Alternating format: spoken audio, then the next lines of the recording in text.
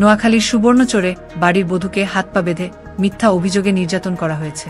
শ্বশুর বাড়ির লোকজনের বিরুদ্ধে নির্যাতনের অভিযোগ ভুক্তভোগী। শ্বশুর বাড়ির 4 জনকে জিজ্ঞাসাবাদ। আপনারা দেখছেন BD24 নিউজ। সঙ্গে আছি আমি, ফারিয়া নাজনী। নোয়াখালীর সুবর্ণচরে এক নারীকে হাত পা বেঁধে নির্যাতনের খবর পাওয়া গিয়েছে। গৃহবধূর হাত পা বাঁধা এক ভিডিও ভাইরাল হয়েছে সামাজিক যোগাযোগ মাধ্যমে।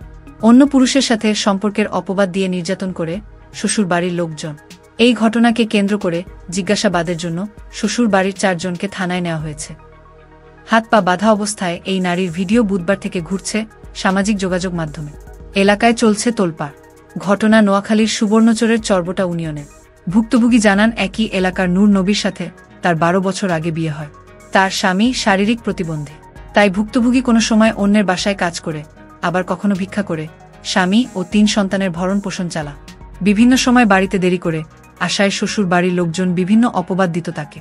পরিবারের অশান্তি সহ্য করতে না পেরে সম্প্রতি তিনি ঢাকাতে কাজের সন্ধানে আসেন। কিছুদিন আগে তাকে বাড়ি নিয়ে যায় এক প্রতিবেশী। এই ঘটনার পর তাকে অন্য পুরুষের সাথে সম্পর্কের মিথ্যা অপবাদে অত্যাচার করে শ্বশুরবাড়ির লোকজন। নির্যাতিতা নারীর বাবা মা কেউ নেই।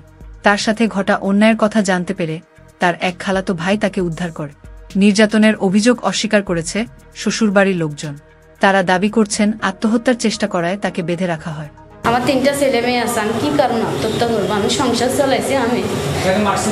আমার বাসুর শ্বশুর সবাই মিলে অত্যাচার করছে। আমার বিয়ে হয়েছে পর্যন্ত আমার কোনদিন শান্তি দেয়নি। যেটা দেখছি এই 5টা বান্ধা, গলাত বান্ধা আছে, হাতে 2টা বান্ধা, মাজাতে 1টা বান্ধা, ঠ্যাঙ্গে 2টা বান্ধা, তারপরে ঘরের লগে হালার লগে বান্ধি থইছে। আমরা বলছি আর আমরা মামলা করতাম না, আমরা এটা যেভাবে সমাধা হয়, যেভাবে সুন্দর বিচার হয় ওইভাবে করে দেবো, এটা বলছি। এটা কইয়া পরে লাস্টে মেয়েকে তখন ওখান থেকে উদ্ধার করি আনি। গালারি করে আর মোবাইল ভাঙিয়া লাইছে, ঝক ভাঙিয়া লাইছে, এবারে নিজের টোটারে নিজে বেয়া লাইছে। তো আর গাই সবাই লইছে, আমরা জবাব দিব কি? তো আনি আর হলা এই ভঙ্গ গাই বাঁধছে, আতারে বাঁধছে, বড় বাঁধছে। এই ঘটনার সাথে জড়িত তাদেরকে আমরা আমাদের হেফাজতে নিয়ে এসেছি। এখন বাদীর অভিযোগের প্রেক্ষিতে আইনগত প্রক্রিয়ায় আমরা এগিয়ে